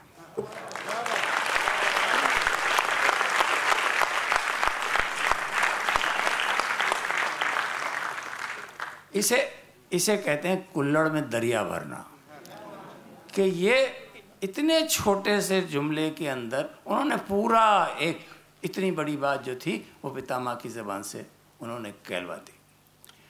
वो बेपनाह लिखने वाले, बहुत अच्छे लिखने वाले थे और आपको ताज्जुब होगा कि बड़े अजीब तरीके से लिखते थे। हम और आप उस लिखने के उस अंदाज का तसव्वुर नहीं कर सकते। बैंड स्टैंड पर उनका फ्लैट हुआ करता था, मेरा ख्याल है देवदूत में, तो वो शायद 2 बेडरूम हॉल का वो था। हॉल के अंदर सामने अपने राही साहब का गद्दा, 1-2 गाँव तकिए, और राही साहब उसके ऊपर आधे लेटे आधे बैठे, 4-6 फाइलें चारों तरफ बिखरी हुई हैं और वो लिखे, आधे लेटे आधे बैठे उसके ऊपर वो लिख रहे हैं। एक वक्त में 4-4 चीज़ें लिखा करते थे, मतलब नावल भी लिखा जा रहा है, फिल्म के डायलॉग भी लिखे जा रहे हैं, सीरियल भी लिखा जा रहा है, आर्टिकल्स भी लिखे जा रहे हैं, दोस्तों को ख़त भी लिखे जा रहे हैं। एक फाइल उठाया, दूसरा रखा, दूसरा उठाया, तीसरा रखा, इस तरीके से करते हैं। यही नहीं, घर में शोर हो रहा है, माशाअल्लाह भरा पूरा घर था, बेटे थे, बेटियां थीं, बीवी थी, बच्चे थे, सब थे, तो 13-14 आदमी हुआ करते थे। तो उनकी बीवी जो है वो गाने सुन रही हैं, बच्चे आपस में लड़ रहे हैं, शोर मचा रहे हैं, नौकर जो हैं उनका अलग टंटा चल रहा है कि क्या पकेगा, क्या खिलाया जाएगा, कोई आ रहा है, कोई जा रहा है, और एक पोता जो है नदीम का बेटा, वो उनके पीठ पे चढ़ा हुआ घोड़ा खेल रहा है और राही साहब लिख रहे हैं। उन्होंने खुद एक मरतबा बताया था कि कोई प्रोड्यूसर थे, वो राही साहब को कश्मीर ले गए कि राही साहब ये बड़ी अच्छी जगह है, एकांत में बैठ के आप यहाँ लिखिए, बहुत अच्छा लिखा जाएगा। राही साहब कोई 18-20 दिन वहाँ रहे, जो खाली कागज़ लेके गए थे खाली कागज़ लेके चले आए। तो कहा आपने लिखा क्यों नहीं? कहने लगे भाई देखो, जब तक वो बैकग्राउंड में मेरे घर की आवाज़ें नहीं हो मैं नहीं लिख सकता।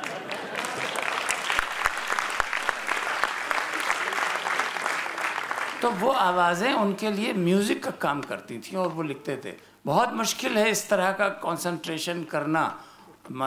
लोगों को अगर बिल्ली भी गुजर जाए तो उसके पाँव की चाप से तकलीफ़ हो जाती है, लेकिन वो लिखा करते थे।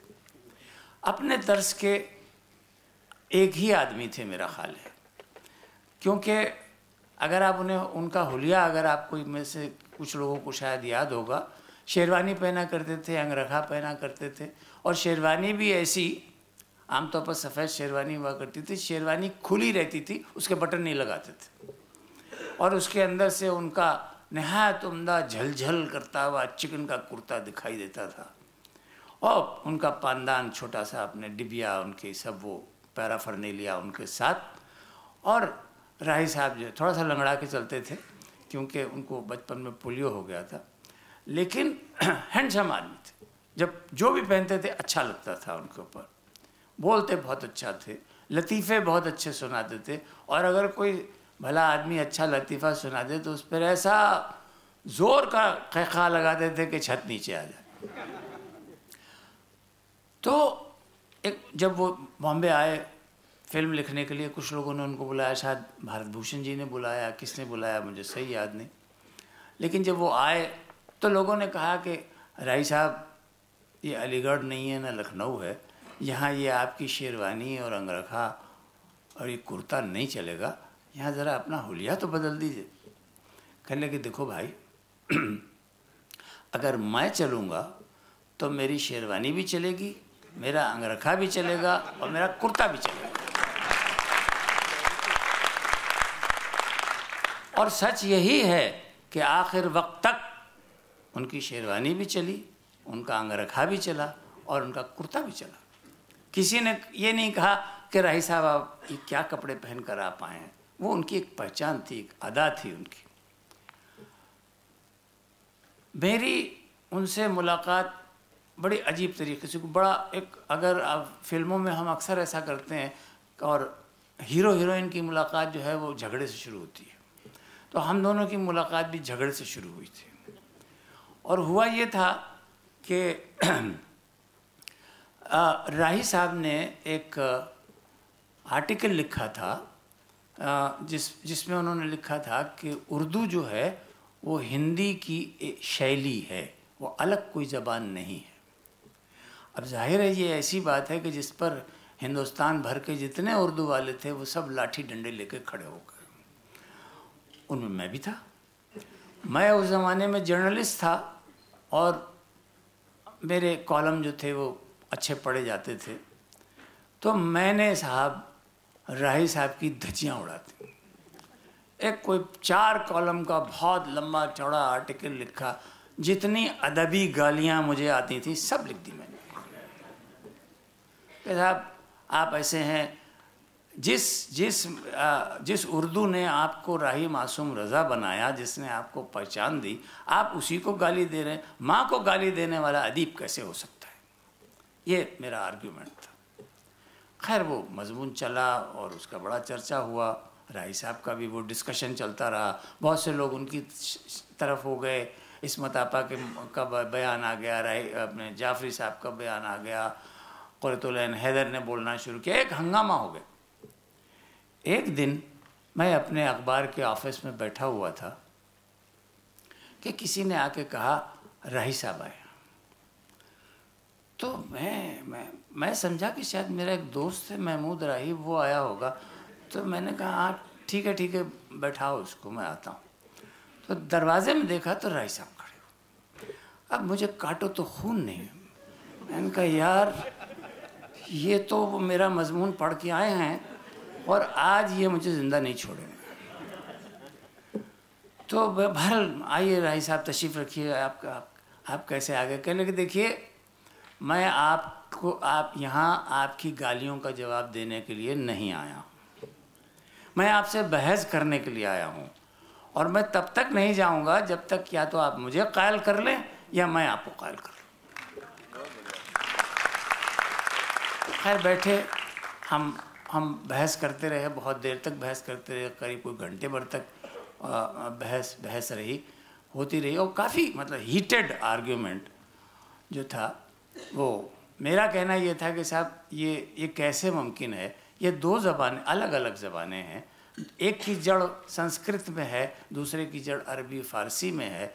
एक का अपनी शब्दावली है, दूसरे की अपनी शब्दावली है। एक की अपनी लिपि है, दूसरे की अपनी लिपि है। ये दोनों एक दूसरे की शैली कैसे हो सकती है, उनका अपना आर्ग्यूमेंट था। बात चलती, मुख्तसर कर रहा हूँ बात को कि बातें करते करते जब एक पिच पे हम लोग पहुँच गए तो सडनली राही साहब रुके। कहले अम्मा कुछ खाने को मंगवाइए, खाली पेट कब तक झगड़ा करेंगे? अरे सॉरी सर मैं तो भूल ही गया। खैर वो वहाँ बॉम्बे सेंट्रल पर मेरा ऑफिस था, वहीं करीब में एक ओटा वाला होटल हुआ करता था। तो मैंने लड़के को भेजा जल्दी से, क्या वो वहाँ का कीमा नान बहुत मशहूर था। तो मैंने कहा जाओ कीमा नान लेकर आओ। और कीमा नान आया और राही साहब ने बड़े मज़े लेके खाया और बहुत तारीफ़ की कीमे की भी और नान की भी। और जब खा चुके, पान मुंह में रखा तो बोले हाँ भाई हम कहाँ थे? तो खैर वो बात जब ख़त्म होने लगी 2 घंटे की बहस, तो वो उठे और उन्होंने कहा देखिए आपकी बहुत सी बातें सही हैं लेकिन मैं आपकी राय से इत्तेफाक नहीं करता। ये कह के वो बाहर निकले, अपनी एम्बेसडर में बैठे चले गए। उसके बाद मुझे पूरा यकीन था कि राही साहब अब मेरी शक्ल नहीं देखेंगे, मुझे कभी मिलेंगे नहीं।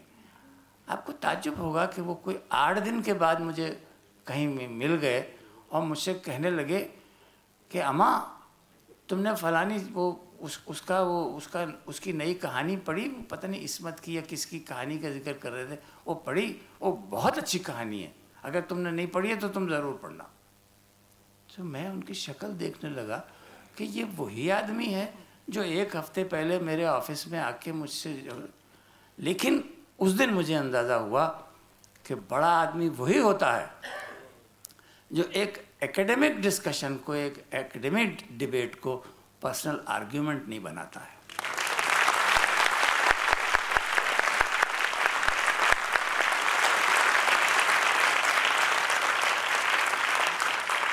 उसके बाद बहुत सी मुलाकातें हुई, 2-4 बार मैं उनके घर भी गया और वो बहुत सारी ऐसी बातें भी उन्होंने बताई कि जो मेरे लिए बाद में एक तरीक़े से मशाल साबित हुई। एक मरतबा उन्होंने मुझसे कहा कि मैं एक किस्सा सुनाया, कहने लगे कि तुमको मालूम है कि मेरी जो बहुत मशहूर फिल्म है मैं तुलसी तेरे आंगन की, उसका जो कन्फ्रंटेशन का सीन है जिसकी बड़ी तारीफ़ की जाती है, जैसे कोट किया जाता है, जो वहीदा जी और आशा पारिक जी के बीच में है, कहने लगे वो जब मैंने लिखा तो ऐसा मैंने अपना दिल निकाल के कागज़ पर रख दिया। कोई 7 पेज का उन्होंने वो सीन लिखा। तो राज खोसला जो उसके डायरेक्टर थे वो आए और राही साहब ने बड़े जोश से कहा कि राज सीन सुनो, और राही साहब ने सीन सुनाया तो राज खोसला, और जब सीन सुना चुके तो राज खोसला से पूछा कैसा लगा, तो उन्होंने कुछ बहुत ज़्यादा अच्छा रिस्पांस नहीं दिया, बड़ा ल्यूकवार्म सा, कहने लगा हाँ ठीक है राही साहब, आप एक काम कर सकते हैं। और उनका हाँ बोलिए क्या काम। कहने लगे देखिए मैं जहाँ जहाँ बोलता हूँ वो टुकड़े आप निकाल दीजिए, बाकी रहने दीजिए। हाँ ठीक है। राही साहब ने दोबारा पढ़ना शुरू किया, राजी ने बताया ये काट दीजिए, ये काट दीजिए, ये काट दीजिए, उन्होंने बहुत सारा काट दिया। जो 7 पेज का सीन था वो 2 पेज का रह गया। राही साहब का कहना है कि जब मैंने वो 2 पेज का सीन पढ़ा तो मुझे ये अंदाज़ा हुआ कि सीन तो यही कह रहा है, बाकी 5 पेज तो लफाजी थी, बेकार के अल्फाज मैंने भर रखे थे, सीन का जो सारांश है वो इन 2 पेज में है। फिर उन्होंने मुझसे कहा एक बात याद रखना जायद मियाँ कि फिल्मी गीतों की तरह फिल्म के डायलॉग का भी एक मीटर होता है।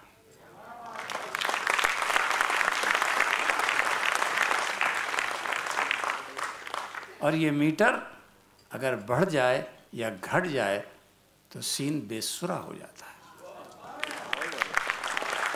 तो ये राही साहब, अब राही साहब के बारे में और भी बहुत कुछ कहा जा सकता है, सुना जा सकता है, लेकिन ये कि मैं समझता हूँ कि राही साहब की जो सबसे बड़ी खूबी थी वो ये थी कि उन्होंने एक ऐसे माहौल में जो पूरा कमर्शियल माहौल था उसमें अपनी वैल्यूज़ को ज़िंदा रखा।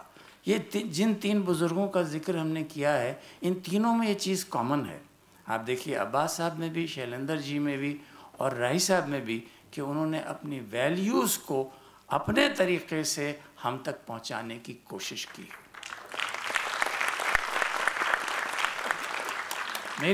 मेरी दरख्वास्त है और बड़े अदब से दरख्वास्त है अपने एसोसिएशन से कि इस किस्म के छोटे छोटे सेमिनार या सिम्पोजियम्स किए जाएं जिसमें इन लोगों के काम को एनालाइज किया जाए, ये समझने की कोशिश की जाए कि ये लोग वे जादू कैसे दिखाते हैं। क्योंकि मुझे यकीन है कि अगर ऐसा किया गया तो हम में फिर कोई ना कोई शैलेंद्र, कोई ना कोई अब्बास, कोई ना कोई राही पैदा।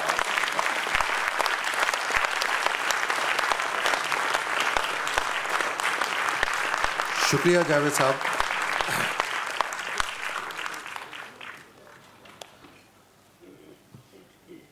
अब मैं बुला रहा हूँ स्टेज पे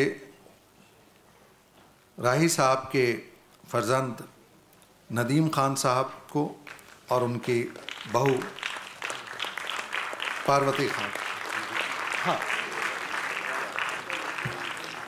नदीम साहब सिनेमेटोग्राफर हैं, पार्वती जी बहुत अच्छी सिंगर हैं। प्लीज़। साथ ही मैं आवाज़ दे रहा हूँ रणधीर जी को। Sir please.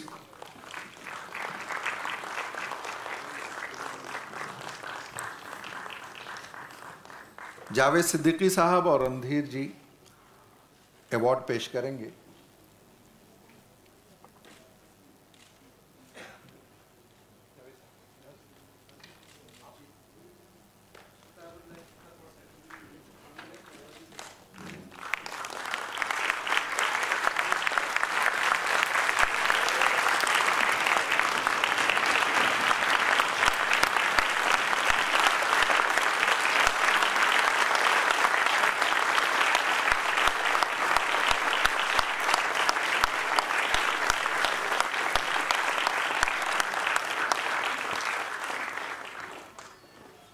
Thank you. Nadeem साहब, आप कुछ कहना चाहेंगे? Please.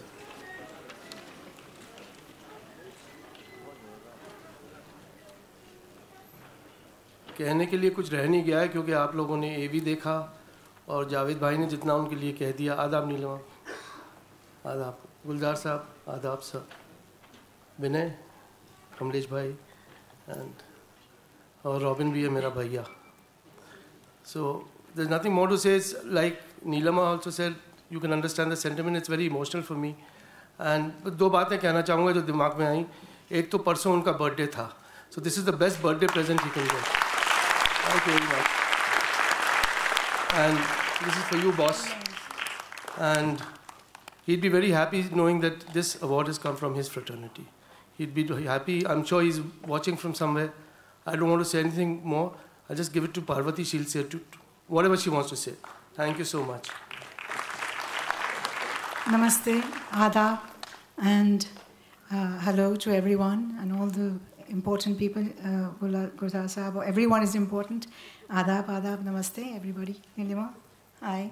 And all the wonderful people here whom I don't know personally, but love you all. Thank you very much to the SWA. Javed Saab, I'd like to say a special thanks to him for the beautiful citation and talk that he's given on my father-in-law. And Ranveer ji, thank you so much also for being here with us. Rahi Saab ke baare mein I don't know, I'll just take one quick minute of your time to mention that I actually came from London. I was not born in India. मेरी हिंदी एकदम बढ़िया नहीं है, लेकिन राही साहब एक ऐसे व्यक्ति हैं. I knew him as a person, more than a professional, and the welcome that he gave me as a Hindu bahu was most disarming, most beautiful and gracious. And I would like to let people know that my father-in-law was way beyond just a writer, way beyond a poet, way beyond a novelist, way beyond the regular showbiz person.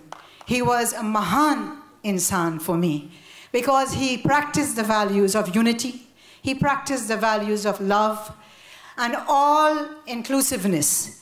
There in his house, there was no one who could come to his house and go back without eating. In his house, his doors were always open. उनके दरवाजे हमेशा खुले रहते थे सबके लिए.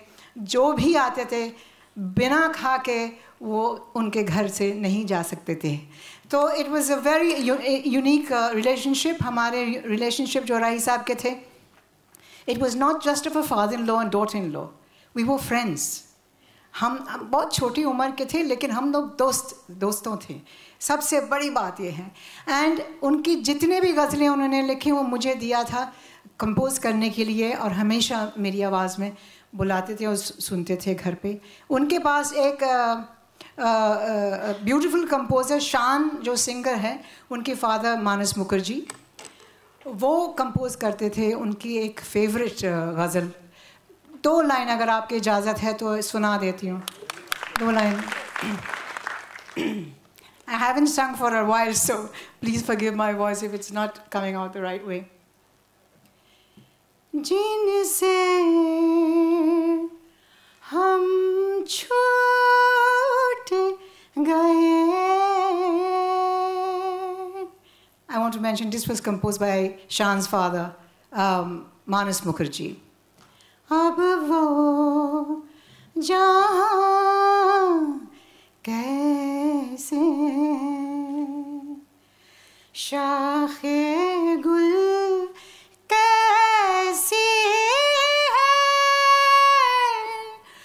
खुशबू के मकाम कैसे हैं, जिनसे हम छूट गए. मैं तो पत्थर था, मुझे फेंक दिया, ठीक किया. मैं तो पत्थर था, मुझे फेंक दिया, ठीक किया.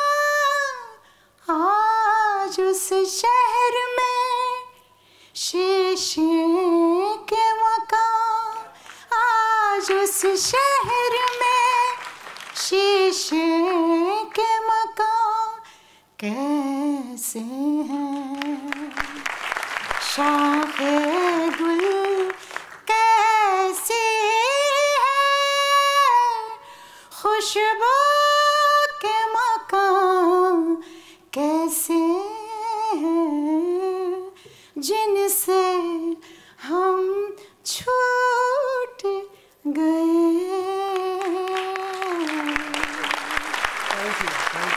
My voice is shaking. I'm a little bit vibrating at the moment with the emotion, and I am grateful. I'm so grateful that Rai Sahab is being acknowledged. So many years after he is passed on, so many इतने साल के बाद उनके fraternity ने उनको याद किया. बहुत बहुत बहुत शुक्रिया, बहुत धन्यवाद. और आप सबको अल्लाह और भगवान खुश रखें, एकता रहे हमारे देश में, यही मेरी प्रार्थना है.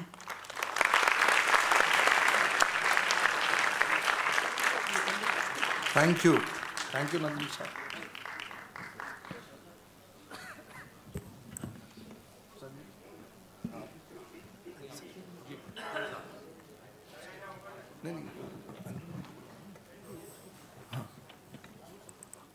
आप सबका बहुत बहुत शुक्रिया. अरे भाई आगे से तो हटो. गुलजार साहब, गुलजार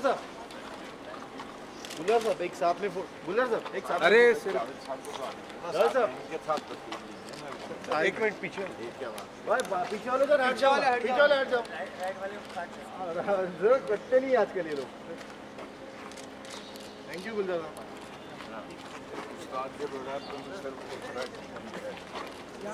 हो गए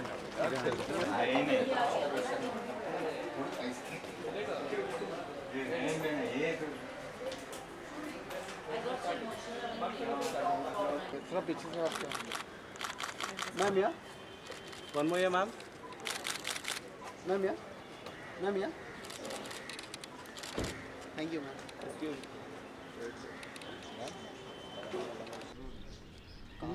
काफ़ी इमोशनल मतलब समय रहा होगा आपके लिए स्टेज पर हमने देखा जी. तो क्या कहना चाहिए इतने टाइम बाद सम्मानित होना बिहाफ ऑफ योर ग्रैंडफादर?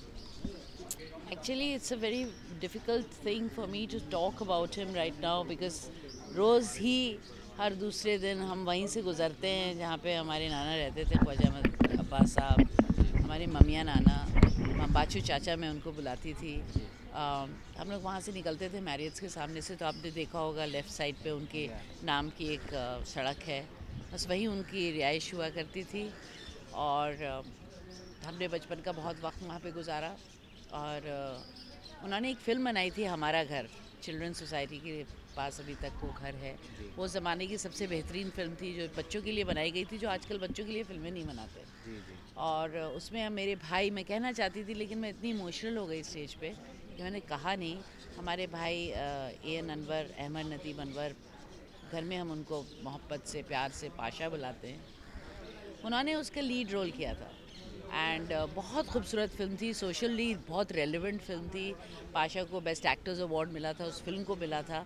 उसमें मैंने भी एक छोटा सा किरदार किया था, यूं ही मामूली सा। तो वो सारी यादें जुड़ी हुई हैं, वो फिल्में, वो शूटिंग, वो मामाचू चाचा का टोपी पहनना, मुझे, और उनका सब बच्चों को चिढ़ाना और सिखाना, और इतने आराम से सिखाते थे, मोहब्बत से हम लोगों को घुमाते थे। हम लोग उस माहौल में इतना कुछ सीख गए, इतना कुछ हमने इल्म पा लिया कि हमें पता भी नहीं चला। So those were great days. And because I am the daughter of Anwar Azim sahab, तो मैं इल्म और अदब की दुनिया में ही बड़ी हुई हूँ। मैं एक क्लासिकल डांसर हूँ। मैंने कोशिश की है इम्बाइब करने की कथक में कि मैं एक अच्छी नज़में, गज़लें, अच्छे मौजू को लेके कुछ करूँ। सो what can I say? I mean, Khwaja Ahmad Abbas was a great person. He was a beautiful human being. Besides the fact that he was a great personality, he was iconic, he wrote so well, he made films that he believed in. लेकिन उससे ज़्यादा जो बढ़ के मैं कहना चाहूँगी कि he was a beautiful nana to have. Ishan की हम बात करें तो आपने ईशान को फिल्म इंडस्ट्री में आने से पहले कितनी ख्वाजा अहमद रज़ा जी के बारे में बताया, ख्वाजा अहमद अब्बास साहब के बारे में बताया, कितना उनके बारे में बताया, कितना ईशान ने जाना उनके बारे में या उनकी पिक्चरों के बारे में, उनकी कहानियों के बारे में? जी वो जानते हैं, और he is completely introduced to his cinema, to his writing. हमारी माय मदर यानी कि ईशान की नानी खुद जो एक बहुत बड़ी राइटर और एडिटर रही हैं और हैं, उन्होंने बच्चों को काफ़ी कुछ इंट्रोड्यूस किया है हर चीज़ से, अदब से। तो माचू चाचा की तो हमारी किताबें हमारे घर पे हैं। So he is well introduced. Very proud for you also like mother of Ishaan. शायद। और ईशान की बात करें, successful movie first Bollywood, like second, if you can say. Yes, Beyond the Clouds and then Dhadak. Yes. Very proud moment for you also. Yes, very, very, very, very fulfilling, very proud, very grateful, and lots of love for my children right now in my heart. मैंने मेहनत की और उन्होंने मुझे, they've gifted me back with the most that's possible. Yes. जिस तरह से हमने अभी पिक्चर स्क्रीन में दर्शाया गया, उसको देख के हमें ऐसा लगता है कि उस टाइम स्क्रीन राइटर और लिरिक्स राइटर एक एक्टर से भी ज़्यादा नवाजे जाते थे, और आज ये दौर में नहीं होता है। मतलब स्क्रीन राइटर को कोई जानता नहीं है, बेचारे झोले लेके घूमते हैं, अपनी कहानियाँ बॉलीवुड प्रोड्यूसर को बताते हैं। ये कितना गलत लगता है? मुझे लगता है कि इसकी वजह यह है कि ये फिल्म इंडस्ट्री एक बहुत ही लार्ज और ह्यूज जगह है, और आज जो है सेलिब्रिटी सिस्टम बहुत आगे बढ़ चुका है। तो कुछ ही लोग सेंटर में हैं और वो लाइमलाइट ले रहे हैं, लेकिन मुझे ये नहीं लगता कि फ़िल्म इंडस्ट्री की तरफ से कोई कमी है, क्योंकि अवार्ड्स फंक्शंस में भी उनको उसी तरह से नवाजा जाता है और क्रेडिट्स में भी उनको उसी तरह से। मेरे ख़्याल में ये हमारी थोड़ी सी अपनी मेंटालिटी की कमी हो गई है कि हम सिर्फ स्टारडम के पीछे भागते हैं और उन चेहरों के पीछे भागते हैं जो naturally they spell stardom out. So heroes, heroines and all celebrity filmmakers and producers, तो ये मेरे ख़्याल में इस ज़माने की कमी है, और इसके लिए ख़ुद फिल्म इंडस्ट्री के जो बहुत ही इम्पोर्टेंट लोग हैं और हम सब हैं जो जुड़े हुए हैं, उनके लिए बहुत ज़रूरी है कि इस तरह के गेट टुगेदर्स हों, इस तरह के जहाँ ऑनर किया जाए, जहाँ इतने ज़बरदस्त बातें की हैं और ऐसी ज़बरदस्त हमें ख़बरें मिली हैं, इन्फॉर्मेशन मिला है, वो बहुत ज़रूरी है, बहुत ज़रूरी है। आज जावेद सिद्दीकी साहब ने जिस तरह से कमलेश पांडे जी ने बात की है, इतना कुछ हमें हासिल हुआ है। तो अगर इस तरह के ज़्यादा लार्जर लेवल पे होता रहा तो आजकल के जनरेशन को भी जानने को मिलेगा। जब इल्म ही नहीं है तो फिर किस तरह से होगा?